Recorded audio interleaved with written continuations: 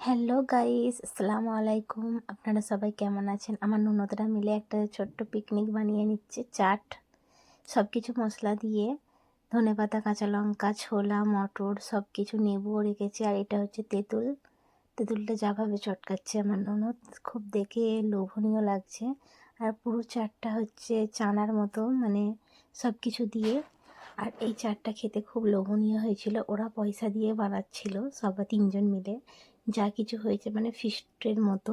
আর ওতে আমি ভাগ বসিয়েছি, ফিরি ফিরি বেশ অনেকটাই খেয়েছিলাম, অনেক লোভনীয় হয়েছিল। আর এই ননদটা খেতে খেতে অনেক দুঃখ করছিল, কারণ আমি বিনা পয়সায় খাচ্ছি। আর বললো ভালোই হয়েছে, এই ননদটা বললো ভালো হয়েছে। সবাই মিলে খেয়ে খুব মজা লাগলো। আর লাস্ট অবধি গাইস সবাই হাতাহাতি করতে লেগে গেছিলাম, কারণ সব শেষ হয়ে গেছিলো আর খুব মজা হয়েছিল। দেখা হবে পরের মিনি ব্লগে। বাই।